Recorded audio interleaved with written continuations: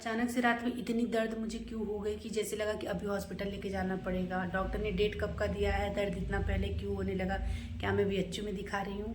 अचानक से सासू माँ की भी तबीयत क्यों खराब हो गई। हेलो माय यूट्यूब फैमिली, एक बार फिर से स्वागत है आप सभी का मेरे एक नए ब्लॉग में। तो कैसे आप सब, आई होप अच्छे होंगे और अपने अपने घरों में स्वस्थ और मस्त होंगे और नए साल को एकदम भरपूर एंजॉय कर रहे होंगे। तो मेरी तरफ से आप सभी को दिल से हैप्पी न्यू ईयर। भगवान करे ये 2025 सबकी लाइफ में खुशियाँ लेके आए, साथ में मेरी लाइफ में भी खुशियाँ लेके आए। सबने जो जो चीज़ें सोची है, जो 2024 में नहीं जिसको मिल पाया या जो नहीं कर पाया 2025 में, वो सारी चीज़ें उन लोग की पूरी हो। तो साथ में मेरी भी पूरी हो। ऐसा होता है ना कि अगर आप किसी को दिल से आशीर्वाद दो तो वो आशीर्वाद लगता है। तो मैं अपने छोटे मतलब मुझसे जो छोटे होंगे तो मेरी तरफ से उनको आशीर्वाद है कि उनकी सारी मनोकामनाएं पूरी हो, अच्छी वाली। और बड़े लोग मुझे भी आशीर्वाद दें कि मेरी भी मनोकामना 2025 में जो 2024 में नहीं पूरी हो पाई 2025 में एकदम हैप्पी हैप्पी पूरी हो जाए।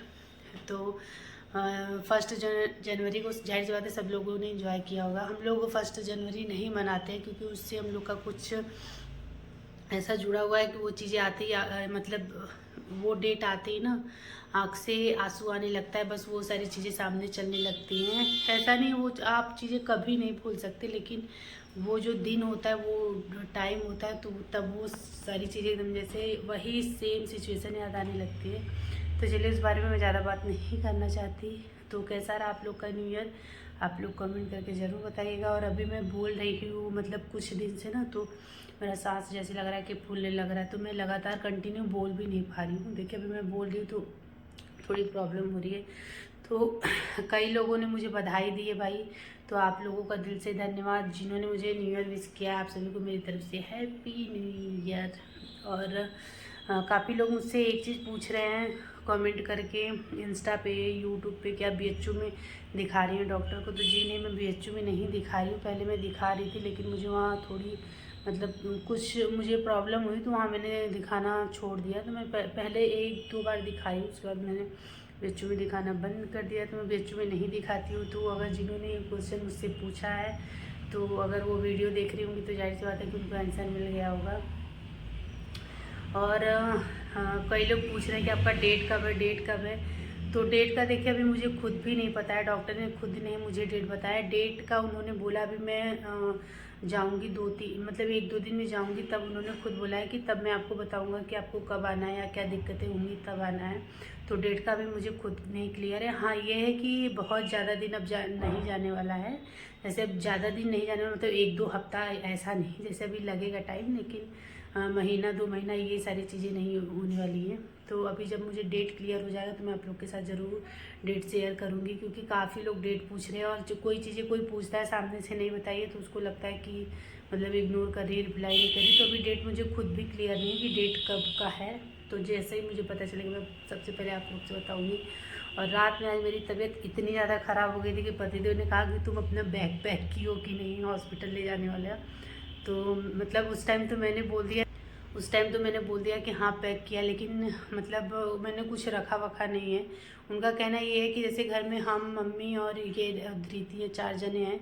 तो उनका कहना है कि जैसे जब तुमको ये सब चीज़ें करनी है तो तुम अपनी तैयारी रखी रहो। ऐसा नहीं है कि जैसे कि अभी 20 दिन बाद जाना है या 1 महीने बाद जाना है तो चीज़ें मैं तब उस हिसाब से करूँगी, क्योंकि जब एक टाइम आ जाता है ना तो आपको ये नहीं पता होता है कि कब क्या चीज़ें हो जाएंगी। तो उनका कहना था कि अब अपनी चीज़ें तैयार रखो, क्योंकि तुमको ही करना है और सारी चीज़ें इधर उधर है तो तुमको ही पता है कि कहाँ है कहाँ नहीं है। ऐसा नहीं कि जाना रहे तो तुमको मैं मतलब कुछ तुम्हारा रहे ही ना। तो रात में उन्होंने मुझसे बस मतलब 2-4 बार वो यही पूछ रहे थे कि बैग तुम तैयार की हो कि नहीं, बैग तुम तैयार की हो कि नहीं। उस टाइम मुझे मतलब कल मेरे पेट में इतना ज़्यादा दर्द था, इतना ज़्यादा दर्द था कि मैं बता नहीं सकती।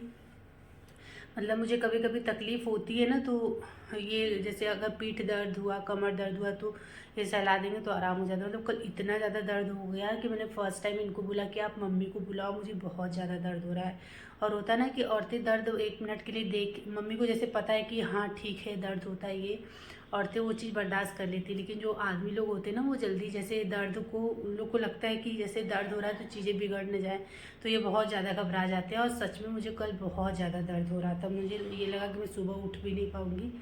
लेकिन शायद एक टाइम बाद फिर मैंने अपनी दीदी से बात किया तो दीदी ने बोला घबराओ नहीं, एक टाइम बाद जैसे गैस वगैरह ज़्यादा बनने लगता है, तो मुझे गैस वगैरह का प्रॉब्लम हो गया था जो भी, तो मुझे कुछ टाइम क्या मुझे लग रहा है 1-1.5-2 घंटे बाद जाके तो आराम मिला। और वो दर्द भाई साहब इतना भयानक हो रहा था कि मुझे लग रहा था कि मैं बैठूं कि मतलब चलूं उठूं क्या, मतलब मुझे कुछ भी नहीं समझ में आ रहा था, इतना ज़्यादा दर्द हो रहा था। और मतलब हम लोग का सिचुएशन ऐसा हो जा रहा है ना कि मेरी तबीयत थोड़ी ख़राब हो रही है, फिर कभी मम्मी की तबीयत ख़राब हो जा रही है। जैसे मैं सुबह उठी तो मम्मी की तबीयत ख़राब थी, उनको भी एसिडिटी वगैरह की थोड़ी प्रॉब्लम है, तो उनको भी पेट दर्द, चक्कर वगैरह सब कुछ आने लग रहा है। तो कभी कभी ये चीज़ें होती ना तो मैं मतलब इमोशनल हो जाती हूँ, रोने लगती हूँ कि अभी जैसे कि अगर मम्मी की भी तबीयत उसी में ख़राब हो जाए और मेरी भी ख़राब हो जाए तो धृति को कौन देखेगा, इनको कौन देखेगा। तो ये सारी चीज़ें मेरे लिए बड़ी वो हो जाती है। मैं थोड़ी जैसे इमोशनल टाइप की हूँ, मैं ये बोल सकती हूँ कि कोई भी चीज़ मुझे ऐसा नहीं कि मैं अपना ही दुख दर्द देख के दुखी होती हूँ या रोने लगती हूँ, सामने वाले के साथ भी होता है ना तो पता नहीं क्यों मुझे बुरा लगने लगता है। तो वही चीज़ें मैं आज सोच रही थी, खाना बना रही थी, सोच रही थी कि अगर कभी मम्मी की तबीयत ख़राब हो जाए और मेरी भी साथ में हो जाए। ऐसा हुआ है, लेकिन जैसे दोनों, जैसे अगर मैं थोड़ी ठीक होती हूँ तो मम्मी की भी तबीयत ख़राब हो जाती है, या मम्मी ठीक होती हैं तो मेरी तबीयत थोड़ी ख़राब हो जाती है। तो भी हम दोनों एक दूसरे का इस टाइम सहारा बने हुए हैं। किसी को भी कुछ कह भी नहीं सकते क्योंकि भाई देखिए सबकी अपनी अपनी फैमिली है, तो सबको अपना देखना रहेगा। ऐसा नहीं है कि टाइम आने पे कोई ना कोई तो आएगा ही, लेकिन अभी ये लगता है कि भगवान अभी सब कुछ ठीक ठाक रहे, मम्मी ठीक रहे। क्योंकि मम्मी ठीक रहती है ना तो मेरी हिम्मत बनी रहती है कि अच्छा मम्मी ठीक है, अगर मैं नहीं ठीक रहूँगी तो मम्मी सब देख लेंगी।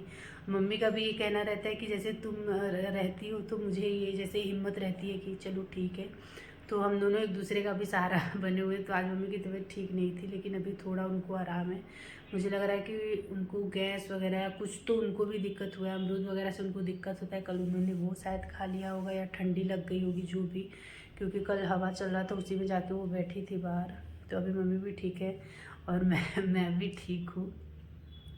तो वो कुछ होता है तो मेरी दीदी को, जैसा कि आप लोग को पता है कि फ़िलहाल में ही उनको बच्चा हुआ है, मतलब 1 महीना 1.5 महीना हुआ है। तो जो भी चीज़ें होती मैं दीदी से ही अपनी क्लियर करती हूँ कि दीदी अच्छा ये ऐसे हो रहा है तो मैं क्या करूँ।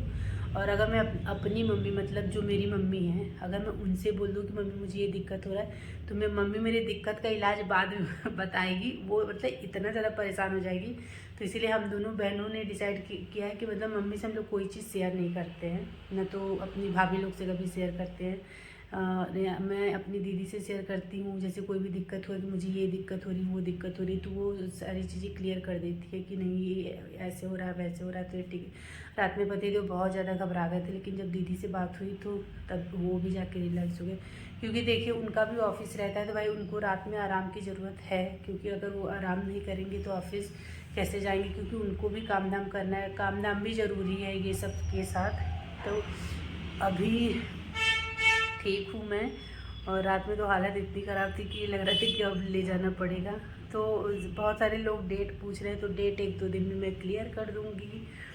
तो बस यही सारी चीज़ें आप लोगों से शेयर करनी थी और आप लोग को न्यू ईयर विश करना था। न्यू ईयर हम लोग नहीं बनाते, इसलिए न्यू ईयर की वीडियो में मतलब कुछ भी मैं हम लोग कहीं गए ही नहीं, कुछ हुआ ही नहीं, तो मैंने कोई शूट वगैरह नहीं किया है। तो बस इतनी बातें आप लोग से करनी थी। बस आप लोग भगवान से प्रे करिए कि मैं भी ठीक रहूँ, मम्मी भी मेरी ठीक रहे, मेरी पूरी फैमिली ठीक रहे भगवान, ताकि हम लोग एक दूसरे का सहारा बने रहें। तो चलिए मिलते हैं आप लोग से एक इंटरेस्टिंग ब्लॉग के साथ, जो कि बहुत जल्द आने वाला है।